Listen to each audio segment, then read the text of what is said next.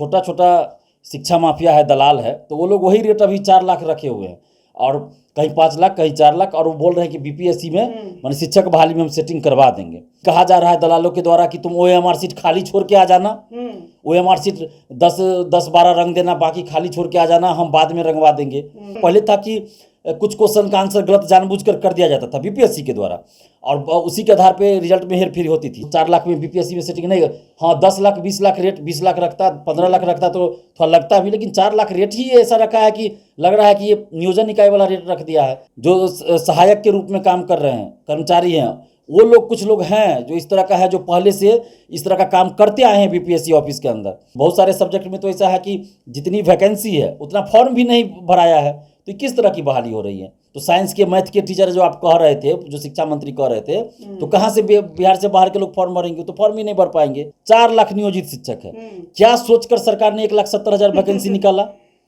अगर नियोजित शिक्षक अगर 2 लाख पास कर जाते तो चुनावी शगुफा मान लिया जाए, वो तो मान ही सकते हैं ना, चुनावी तो है ही, वो उसमें कोई दो राय नहीं है। नमस्कार, आप लाइव बिहार देख रहे हैं, मैं हूं राजमोहन तिवारी। बिहार में मुख्यमंत्री नीतीश कुमार के कार्यकाल में पहली बार 1,70,000 से अधिक पदों पर शिक्षक बहाली होनी है। नई शिक्षक नियमावली के तहत ये बहाली बीपीएससी के द्वारा किया जाएगा।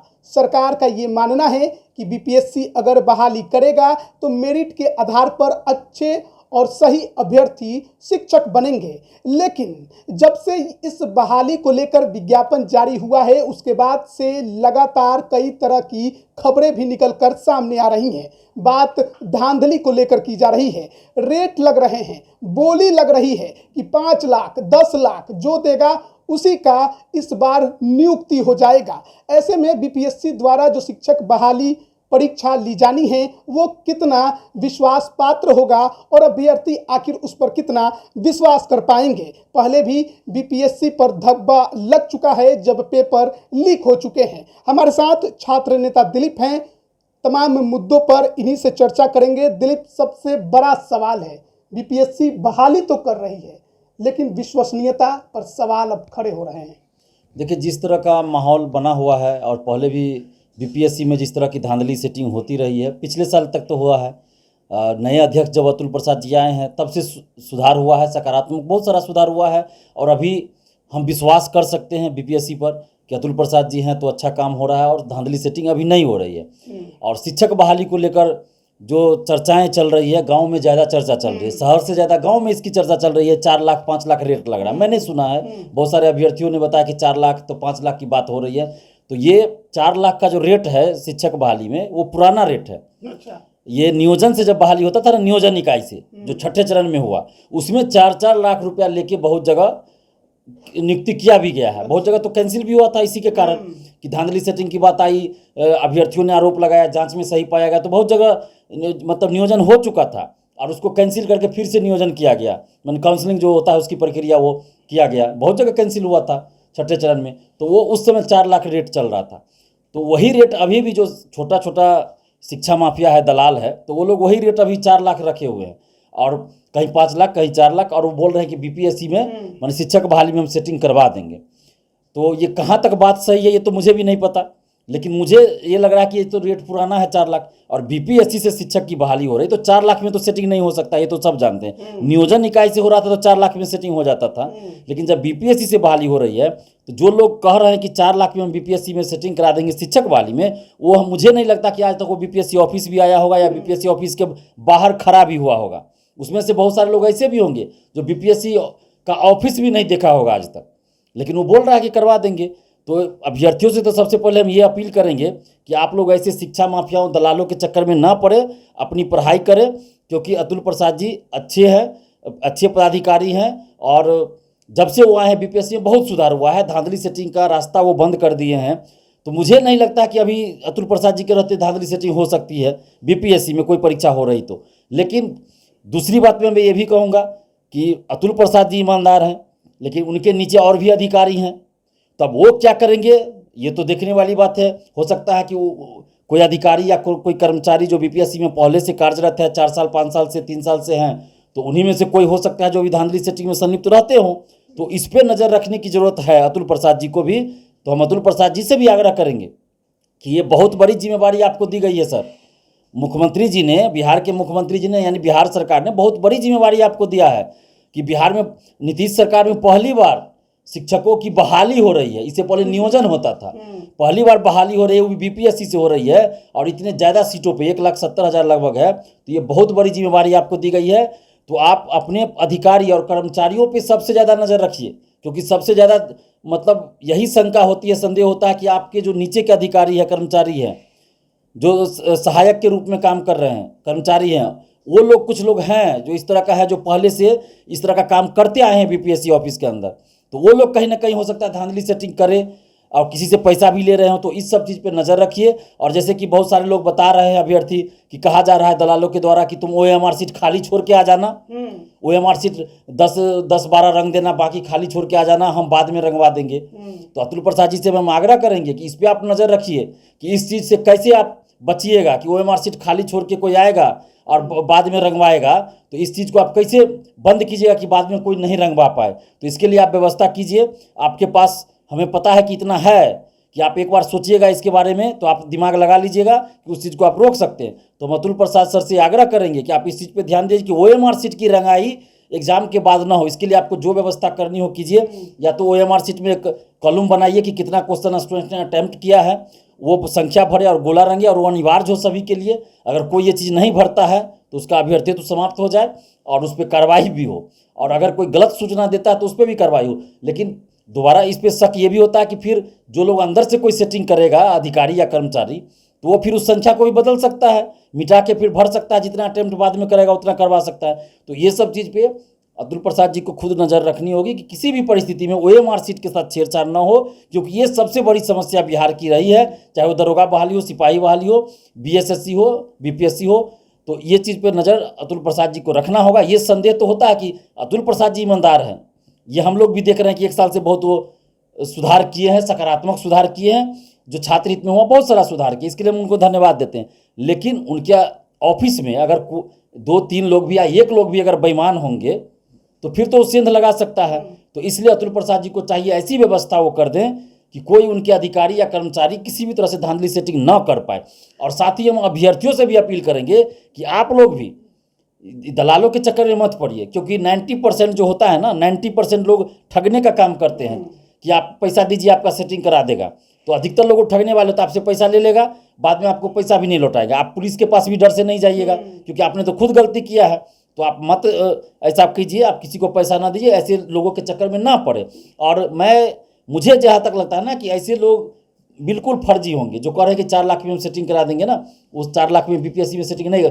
हाँ 10 लाख 20 लाख रेट, 20 लाख रखता, 15 लाख रखता तो थोड़ा लगता भी, लेकिन 4 लाख रेट ही ऐसा रखा है कि लग रहा है कि ये नियोजन इकाई वाला रेट रख दिया है। देखिए दिलीप भाई, एक तो है कि ये चर्चाएं चल रही हैं, हो सकता है कि 10 लाख 15 लाख अंदर अंदर कुछ और भी चर्चाएं चल रही हों जो खुलकर बाहर नहीं आ रही हों। लेकिन ऐसे में सवाल तो उठता है कि जिस तरीके से बिहार में तमाम प्रतियोगी परीक्षाओं में धांधली देखने को मिल जाती है, अब बीपीएससी का जब पेपर लीक हो जाए तो बीपीएससी पर भरोसा करना भी थोड़ा अब लगता है कि कम हो गया है अभ्यर्थियों का। ऐसे में जो तमाम अभ्यर्थी ये परीक्षा देने वाले हैं वो अपने आप को इससे अछूता कैसे रख सकते हैं? वो भरोसा कैसे करेंगे कि जिसका सिलेक्शन हुआ है वो पारदर्शी हुआ है और जिसका नहीं हुआ है वो उसके लायक नहीं था? देखिए 1 साल पहले मैं खुद बोलता था कि बीपीएससी भ्रष्टाचार का अड्डा है, और लेकिन अभी जब से अतुल प्रसाद जी आए हैं तो मैं उनके कार्य को देख रहा हूं। जो परीक्षाएं हुई है पेपर लीक के बाद, पारदर्शिता की बात है यहाँ पर, पेपर लीक के बाद बहुत सारा सुधार हुआ है और पारदर्शिता में है। बीपीएससी ओएमआर सीट भी अपलोड कर देती है, क्वेश्चन भी दिया जाता है, आंसर भी जारी होता है, और आंसर पे आपको आपत्ति भी मांगा जा रहा है। पहले था कि कुछ क्वेश्चन का आंसर गलत जानबूझकर कर दिया जाता था बीपीएससी के द्वारा, और उसी के आधार पर रिजल्ट में हेरफेर होती थी, जिसके लिए हम लोग आंदोलन भी किए। लेकिन उसके आंदोलन के बाद अतुल प्रसाद जी ने ये किया है कि आप फाइनल आंसर की रिजल्ट से पहले जारी हो जा रहा है। तो फाइनल आंसर की रिजल्ट से पहले हो रहा है, अगर उस पर आपत्ति है तो आप जाइए ऑफिस, बताइए कि भाई इस क्वेश्चन आंसर पे आपत्ति है, तो अब उस पर विवाद होने का सवाल नहीं है। तो ये पारदर्शिता हुई। उसके बाद ओएमआर सीट आपको अपलोड कर दिया जाएगा, आंसर के बारे में बता दिए, आपको कटअप जारी होता है और मार्क्स भी सबका जारी होता है। तो ये तो पारदर्शिता बीपीएससी के अंदर है। लेकिन अभी भी जैसे मैं फिर वही कह रहा हूँ कि अगर बीपीएससी ऑफिस के अंदर कोई अधिकारी या कर्मचारी अगर इस तरह की हरकत अभी भी कर रहे हो तो इस पर नज़र रखने की ज़रूरत है। अतुल प्रसाद जी को और सरकार को भी कि ऐसे लोगों को चिन्हित किया जाए, उन पर नज़र रखा जाए। क्योंकि मुझे भी जहाँ तक कुछ लोगों ने बताया कि अमरिंदर कुमार पहले थे परीक्षा नियंत्रक, हम लोग उनको हटाने की मांग की, उनको हटा दिया गया, लेकिन उनके जो करीबी हैं वो भी कुछ लोग अभी बीपीएससी ऑफिस के अंदर हैं। तो हो सकता है वो लोग अभी भी धांधली सेटिंग में संलिप्त रहते हो और अतुल प्रसाद जी को इसका अंदाजा भी ना हो, पता भी ना चले, चूंकि वो तो चेयरमैन है, हर चीज़ को तो नहीं देख सकते हैं ना, वो तो आदेश देंगे, निर्देश देंगे, कोई व्यवस्था वो बनाएंगे कि उसके अनुसार काम हो। लेकिन अगर कोई फिर भी उसमें अगर ऑफिस के अंदर की ही बात है तो सेंध लगा रहा हो तो इस पे नज़र रखने की जरूरत है अतुल प्रसाद जी को, खासकर ये जरूरी है। और ये खबरें जो धांधली की निकल कर सामने आ रही हैं, आखिर कहाँ से निकल कर आ रही हैं? क्योंकि अभ्यर्थियों के कानों तक जब ये आवाज़ पहुंचते हैं, जब सेटर उनके संपर्क में आते हैं, तो ऐसे में उनका भरोसा टूट जाता है कि फिर कोई ना कोई तो सेटिंग कर ही लेगा। देखिए, बिहार में ये बहुत बड़ी जो है क्या कहें विडम्बना है, दुर्भाग्य है कि कोई जब बहाली आती है ना, चाहे दरोगा हो, सिपाही हो, बीपीएससी हो, शिक्षक वाली हो, तो बहाली जैसे ही आती है ना तो कितना क्वेश्चन पूछा जाएगा, क्या सिलेबस है, कैसे तैयारी करे, कितना दिन में सिलेबस कंप्लीट हो जाएगा, कब परीक्षा होगी, इस पे ज़्यादा चर्चा ना होके ये चर्चा मार्केट में हो जाती है ना कि कितना में सेटिंग हो रहा है, ये ज़्यादा होता है। इतना लाख में सेटिंग करा देंगे, चाय दुकान पे, कोचिंग संस्थानों के बाहर, कैंपस में, हर जगह ये चर्चा हो रही है। सिर्फ अब पटना की बात नहीं, पहले तो पटना में होता था, अब पटना के बाहर हर जिला में इस तरह की बात हो गई ना। और बहुत सारे छात्र जो हैं पढ़ाई करने से ज़्यादा ध्यान लगा देते हैं कि कैसे हम सेटिंग करा लें। तो इस चक्कर में मत पड़िए, मैं बार बार कह रहा हूँ ना। देखिए, बीपीएससी में 3 लड़की पकड़ी गई अभी हाल में, जो मोबाइल लेके गई थी, कोई दूसरा के बदला में दूसरा शायद बैठी थी। मैंने एक तरह से समझिए कि फर्जीवाड़ा हो, चाहे भ्रष्टाचार हो, या गलत कार्य करते हुए पकड़ी गई 3 लड़की, उसको 5 साल के लिए प्रतिबंधित कर दिया गया, कोई परीक्षा नहीं दे सकती है। तो आप लोग जितने भी शिक्षक अभ्यर्थी या कोई भी अभ्यर्थी, हम तो यही कहेंगे, आप किसी भी तरह से गलत कार्यों में संलिप्त नहीं होइए, धांधली सेटिंग में मत होइए, पेपर लीक इस समय मत संलिप्त होइए, न तो सहयोग कीजिए, न ही खुद संलिप्त रहिए। और आपको लगता है कि कोई इस तरह का कार्य भी करता है, उससे दूरी बनाइए। हो सके तो पुलिस को आप सूचना दीजिए, आयोग को सूचना दीजिए, आपका नाम गुप्त रखा जाएगा। आप पुलिस को भी दीजिए सूचना, आप आयोग को भी दीजिए, लेकिन इस सब कार्य में संलिप्त मत होइए। शिक्षक बहाली में लगभग 8-8.5 लाख से अधिक आवेदन हो चुके हैं, लेकिन अब भी खबरें निकलकर सामने आ रही हैं कि कई ऐसे विषय हैं जिसमें जितनी सीटें हैं उतने आवेदन नहीं हो पाए हैं, जबकि अब तो सबके लिए खोल दिया गया है। तो इस पर क्या कहिएगा? क्योंकि एसटीईटी एग्जाम को लेकर काफ़ी ज़्यादा हो हल्ला हो चुका है। देखिए, सरकार की मंशा यहाँ पे संदिग्ध है कि सरकार अगर शिक्षक बहाली में चाहती क्या है। एक तरफ तो कर रहे कि हम 3 लाख शिक्षकों की बहाली करेंगे, पहले कहा गया, फिर 1,70,000 निकला। 6 to 8 के लिए अभ्यर्थी थे ज़्यादा, क्योंकि सीटेट जो पास किए हैं, बीटेट तो हुआ नहीं है इधर बिहार में बहुत सालों से, और सीटेट जो पास किए तो अधिकतर लोगों की बात रहती है ना कि हम उच्च क्लास में टीचर बने, तो 6 to 8 के लिए वो लोग फॉर्म भरे, सीटेट पास किए। 6 to 8 की आपने वैकेंसी ही नहीं निकाला, 1 to 5 के लिए आपने निकाला, तो अधिकतर लोग तो सीटेट पास सेकंड पेपर में है, तो फॉर्म ही नहीं भर पा रहे थे। अपियरिंग में आपने मौका दिया, सीटेट अपियरिंग, तो अब वो भी 1 to 5 में कुछ फॉर्म ज़्यादा गिरा। और एसटीईटी 2011 के बाद बहुत सारे सब्जेक्ट के लिए हुआ ही नहीं है, तो फिर कहाँ से अभ्यर्थी मिलेंगे? और आपने बाहर के लिए खोल दिया कि हम बाहर के लोग भी आएंगे, यहाँ अभ्यर्थी नहीं मिल पाते हैं। लेकिन इतना भी आपको ज्ञान नहीं था कि एसटीईटी जो है बाहर के लोग किए ही नहीं है, और बिहार के लोग भी नहीं किए हैं। बहुत सारे सब्जेक्ट का 2011 के बाद तो हुआ ही नहीं है, और बाहर के लोग सिर्फ 1 to 5 के लिए फॉर्म भर पाएंगे। तो साइंस के, मैथ के टीचर जो आप कह रहे थे, जो शिक्षा मंत्री कह रहे थे, तो कहाँ से बिहार से बाहर के लोग फॉर्म भरेंगे? तो फॉर्म ही नहीं भर पाएंगे। तो ये तो गुमराह किया जा रहा है, सीधा सीधा कि गुमराह किया जा रहा है शिक्षा मंत्री के द्वारा, सरकार के द्वारा, सरकार के अधिकारियों के द्वारा किस तरह का नियमावली बना गई। तो बहुत सारे सब्जेक्ट में तो ऐसा है कि जितनी वैकेंसी है उतना फॉर्म भी नहीं भराया है, तो किस तरह की बहाली हो रही है? तो ये तो सरकार का दिख रहा है सीधा ना। इससे तो अच्छा था कि आप एसटीईटी जो 2019 हुआ था, तो उनको आप कहे थे कि जितना सीट है उतना ही आपको रिजल्ट दिया जाएगा, तो उनकी नियुक्ति कर देते। उसके बाद आप इस तरह का करते कि बीपीएससी से हम बहाली करेंगे, और एसटीईटी एक बार बीटेट आयोजित कराते, एसटीईटी आयोजित करवा लेते, और बीपीएससी से निकालते आप बहाली, तो ये आपको अच्छा रहता। लेकिन आपने क्या किया, अचानक से लाया। हम लोग बीपीएससी से परीक्षा का विरोध नहीं कर रहे हैं, बीपीएससी से शिक्षक बहाली हो इसकी तो हम मांग कर रहे थे। पिछले साल तो हम मुहिम चलाए थे, उसमें हमारा ये मांग था कि बीपीएससी से शिक्षकों की बहाली हो, तो हम तो इसका स्वागत ही कर रहे हैं। लेकिन आप जिस तरह का नियमावली बनाए ना, उससे क्या हुआ कि आप दिखा दिए कि 1,70,000 पे हम बहाली निकाल रहे हैं, लेकिन उसमें क्या सीट तो भरेगा ही नहीं, तो खाली रह जाएगा। क्या लगता है आपको, कितनी सीटें खाली रह जाएंगी? देखिए, मुझे तो लगता है कि 1,70,000 है ना वैकेंसी, तो लगता है कि 70,000 सीट भर जाए वही बहुत होगा। अच्छा, 70,000 भर जाए वही बहुत खाली रह होगा, जाएगा। 1 लाख खाली ही रहेगा। देखिएगा इससे पहले तो और ये सरकार के दोष की वजह से, बिल्कुल सरकार की दोषपूर्ण नीतियों की वजह से। इससे पहले छठे चरण में आप देखिए ना 94,000 निकला ना प्राइमरी के लिए, उसमें से 40,000 या 42,000 की नियुक्ति हुई, बाकी तो खाली रह गया। 54,000 सीट तो शायद खाली रह गया था, 54,000 या 52,000 सीट खाली रह गया। तो किस तरह का बहाली आप कर रहे हैं, ये तो सबको दिख रहा है ना। आज तक नीतीश सरकार में, जब से नीतीश जी मुख्यमंत्री बने, शिक्षक बहाली जब से शुरू उन्होंने किया, तब से तो आज तक जितना सीट पे बहाली निकला है तो पूरा ही नहीं हुआ। दिखा दे सरकार, अगर जितना वैकेंसी उन्होंने निकाला हो उतना अगर सीट पूरा हो गया हो, मुझे दिखा दे। नहीं हुआ, कभी सीट आधा सीट, कभी आधा, कभी ज़्यादा, आधा से ज़्यादा, कभी 30%, कभी 40% सीट तो खाली ही रहा है हमेशा। और बस ये दिखा देते हैं कि हम इतना सीट पे बहाली निकाले। तो दोषपूर्ण जो बहाली की प्रक्रिया है उसके वजह से ऐसा हो रहा है कि सीट खाली रह जा रहा है। मैं सरकार चाहती नहीं है कि सीटें भरे, बिल्कुल नहीं। अगर चाहती कि सीट भरे तो इस तरह की बात होती ही नहीं। आप देखिए बीएसएससी एक प्रथम इंटर स्तरीय का था, उसमें 13,120 पदों के लिए वैकेंसी निकली 2014 में, 2022 में पूरा हुआ, कई बार हम लोग आंदोलन किए तब। और उसमें भी देखिए 1778 अभ्यर्थी को काउंसलिंग कराकर मेरिट से बाहर कर दिया, और सीटें 1757 सीट उसमें अभी भी खाली है। तो अब किस तरह की बहाली कर रहे हो भाई? 8 साल बाद कोई बहाली पूरा हो रहा है और उसमें आप सीट खाली रख दे रहे हैं, ये कौन सी बहाली हो रही है? तो ये तो इस तरह से तो युवाओं को बेवकूफ़ बनाया जा रहा है ना। इसके लिए दोषी कौन है? शिक्षा विभाग, शिक्षा मंत्री या मुख्यमंत्री? देखिए ये तो अब मुख्यमंत्री जी को हम क्या कहें, जब अगर कहीं अच्छा काम हो रहा है तो श्रेय मुख्यमंत्री जी को जा रहा है, तो अगर कहीं गलत काम भी होगा तो उसके लिए भी जिम्मेवारी लेनी पड़ेगी मुख्यमंत्री जी को। अगर मुख्यमंत्री जी को लगता है कि उनके अधिकारी गलत कर रहे हैं तो उन पर कार्रवाई करनी चाहिए या उनको देखना चाहिए, तो क्यों नहीं देख रहे हैं? तो दोषी तो मुख्यमंत्री जी भी हुए ना, शिक्षा मंत्री भी हुए, शिक्षा विभाग के अधिकारी भी हुए।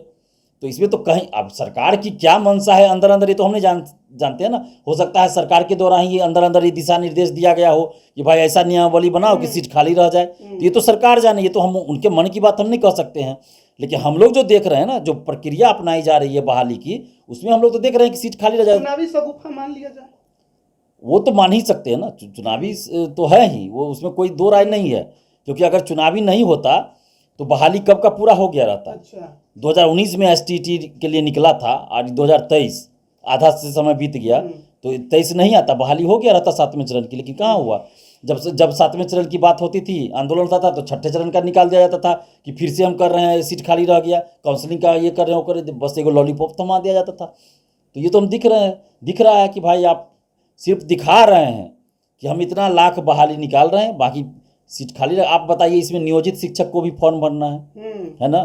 अब आप बताइए, नियोजित शिक्षक अगर मान लीजिए 1,70,000 सीट पे बहाली है, 4 लाख नियोजित शिक्षक है, क्या सोचकर सरकार ने 1,70,000 वैकेंसी निकाला? अगर नियोजित शिक्षक अगर 2 लाख पास कर जाते तो, हालांकि 2 लाख का भी फॉर्मों नहीं भरे हैं वो लोग, लेकिन अगर सरकार तो ये सोच के बनाई होगी ना कि 4 लाख फॉर्म भरेगा, 4 लाख नियोजित शिक्षक फॉर्म भरेंगे। अगर 4 लाख फॉर्म भरते, उसमें से 2 लाख पास कर जाते तो नया तो किसी को आपने बहाली नहीं दिया। या फिर अभी मान लीजिए 40,000 30,000 जो भी फॉर्म भरे हो नियोजित शिक्षक, उसमें से जो पास कर जाएंगे तो आप तो नया बहाली किए कहाँ? मान लीजिए उसमें से 20,000 पास कर जाए तो 20,000 तो पुराने टीचर को ही फिर से आप बहाल किए। तो यानी कि नई बोतल में पुरानी शराब वाली बात आप कर रहे हैं। तो नई बहाली आप किए क्या? जितना पैसा अभी नियोजित शिक्षक को मिल रहा है, जब नई बहाली होगी तो उससे भी कम पैसा उनको मिलेगा। अच्छा, तो यानी कि सरकार तो चालाकी कर रही है कि जितना पैसा अभी नियोजित शिक्षक को दे रहे हैं, नया बहाली में वो आ जाएंगे तो उससे भी कम पैसा पे हम बहाल कर लेंगे। तो गजब का तरीका निकाला है सरकार ने। तो इस चीज़ को तो लोगों को समझना पड़ेगा ना। आपका मानना है कि उनको राज्यकर्मी का दर्जा दे देना चाहिए था? बिल्कुल, नियोजित शिक्षक को बिना शर्त राज्यकर्मी का दर्जा दिया जाना चाहिए। बहाल तो इसी सरकार ने किया है ना, मतलब नीतीश जी मुख्यमंत्री थे तभी तो बहाल हुए ये लोग। तो आप कैसे उनको ये करते? 10 साल कोई 12 साल से जॉब कर रहा है, आप उनको परीक्षा देने के लिए बोल रहे हैं जो नए अभ्यर्थी हैं, दोनों को एक साथ कर रहे हैं। तो ये गांव में जो ये होता था ना, पहले दौनी बोलते थे, ये धान का दौनी चाहे कुछ होता, जो बैल से दौनी होता था, तो जो माने ज़्यादा उम्र का बैल है उसको साइड में रखा जाता था कि वो उसको थोड़ा कम मेहनत करना पड़े, कम घूमना पड़े। और जो कम उम्र वाले बैल हैं उनको किनारे, इस साइड से किनारे रखा जाता था कि वो ज़्यादा दौड़ेगा। तो ये इस तरह से किया जा रहा है कि आप पुराने टीचर को भी नए लोगों के साथ जोड़ रहे हैं। अरे उनका लेना है नियोजित शिक्षक का ना परीक्षा, हम लोग विरोध नहीं कर रहे हैं, हम लोग तो स्वागत करेंगे, लेकिन पहले नियोजित शिक्षक को आप राज्यकर्मी का दर्जा दीजिए, उसके बाद उनका डिपार्टमेंटल परीक्षा लीजिए ना, कोई दिक्कत नहीं है। या बीपीएससी से ही लेना है तो उसके बाद उनको लेके अलग से लीजिए, एक साथ दोनों का लेने का कोई औचित्य ही नहीं बनता है। उनका अलग से परीक्षा लीजिए, 3 मौका दीजिए, जो पास कर जाए उनको पढ़ाने दीजिए, और जो उसमें 3 बार में पास नहीं कर जाए उनको आप वेतन उतना ही दीजिए, लेकिन उनको गैर शैक्षणिक कार्य में लगा दीजिए। विद्यालय में बहुत सारा कार्य होता है ना, जो शिक्षकों से करवाया जाता है पढ़ाई के अलावा, वो कार्य में दीजिए। यहाँ जो होता है प्रखंड शिक्षा पदाधिकारी के ऑफिस में, जिला शिक्षा पदाधिकारी के ऑफिस में भी बहुत सारा काम होता है, उसमें आप लगाइए, माने गैर शैक्षणिक कार्य में उनको लगा दीजिए। तो ये तो करेंगे नहीं ये लोग।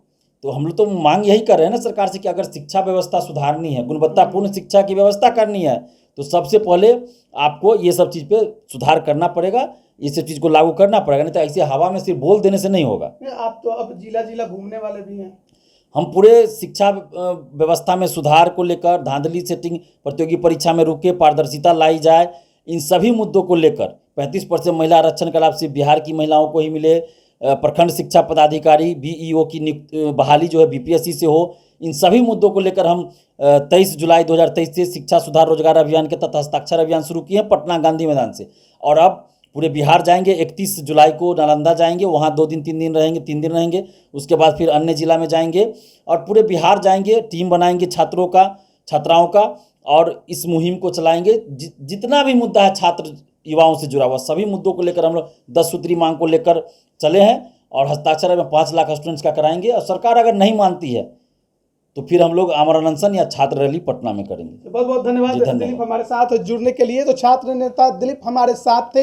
शिक्षक बहाली में कई सवाल खड़े हो रहे हैं और उन सवालों को लेकर हमने इनसे पूछा और काफ़ी बेहतर तरीके से छात्र नेता दिलीप ने तमाम मुद्दों पर जवाब दिया और अभ्यर्थियों को, छात्रों को भी समझाने की कोशिश की है। बने रहिए लाइव बिहार के साथ। आप सभी का बहुत बहुत धन्यवाद। लाइव बिहार यूट्यूब पर सब्सक्राइब और फेसबुक पर लाइक जरूर करें।